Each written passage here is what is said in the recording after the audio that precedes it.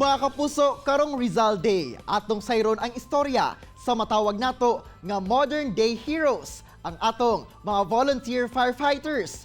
Unsa kaha ang mga kasinatian ug sakripisyo nila. Ato makauban ang mag-asawang volunteer firefighters din sa Davao City, si Boogie ug Emeline Fernandez. Sir Boogie ug Ma'am Emeline, maayong buntag ug dayon sa At Home with GMA Regional TV. Kamusta mo? Maayong buntag, Sir Argil, ug sa atong suking televiewers. May buntag, Sir Jill, ug sa atong mga televiewers. Happy New Year day sa tanan. Padayon lang sa pagpaninbasog sa kinabuhi luyo sa mga hagit maskin pa man og kita nagpait. Happy New Year. Sir Boogie ug Ma'am Emeline, unang-una, pila na ba mo katuig isip volunteer firefighters ug what made you decide nga mosulod ani nga trabaho? Ako dyan ipaabot sa tanan ang volunteer firefighter. Usa ka volunteer, wala dyan bayad no isip volunteer. Purely ano lang yung spirit of voluntarism.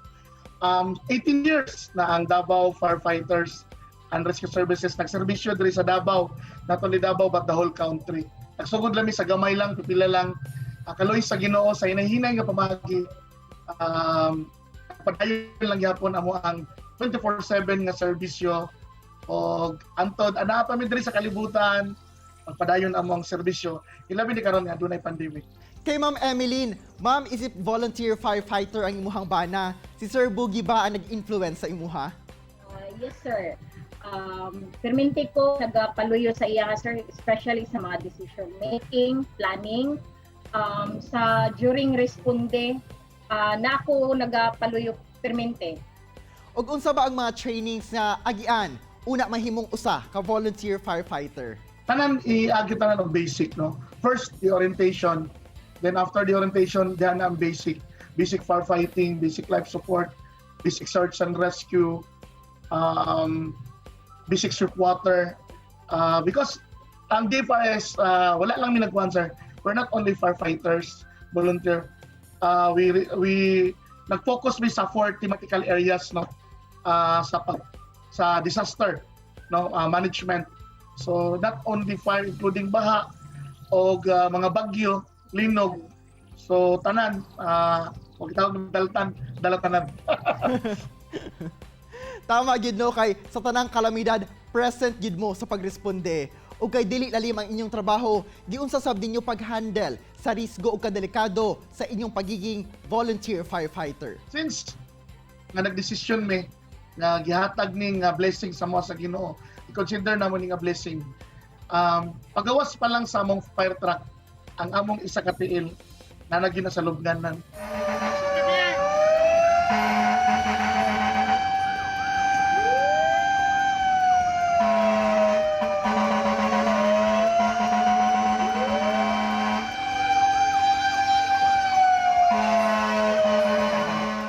Siguro jud ko ana kay kabalo ko pagawas pa lang sa fire truck gikan sa stasyon wala na mi kabalo unsay mosunod.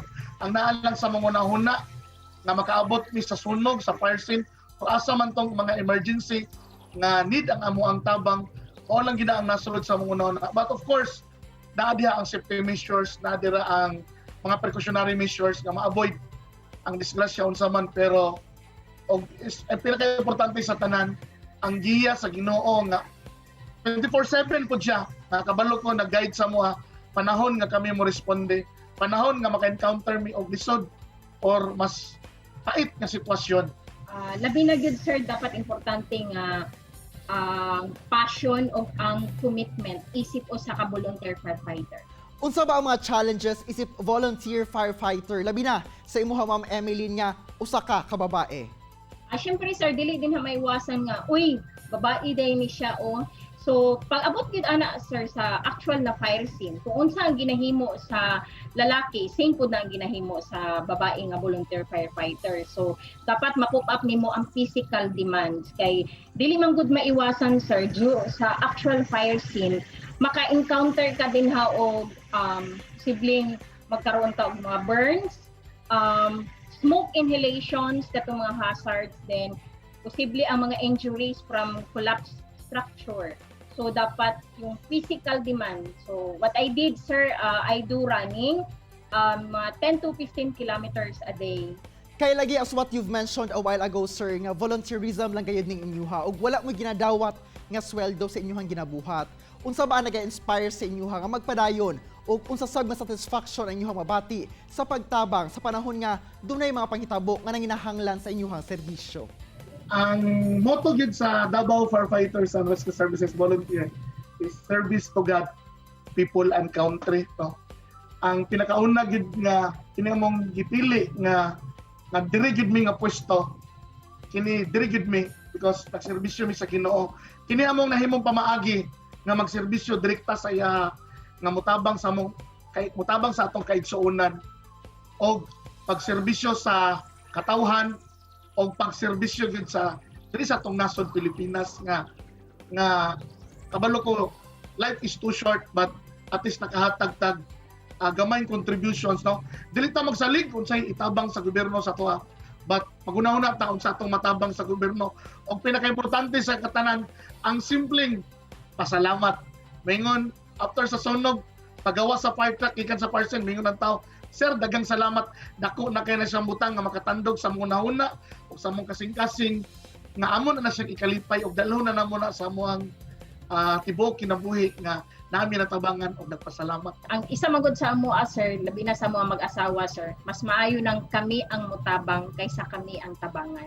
Mao ginay angay natong hinumduman og ipatigbabaw labi na karong panahona. Daghan ging salamat Sir Boogie ug Ma'am Emeline sa inyong pagserbisyo sa katawhan ug saludo mi sa inyuha. Advance Happy New Year sab. Daghang salamat. Daghang salamat ka puso. Kini ang At Home with GMA Regional TV.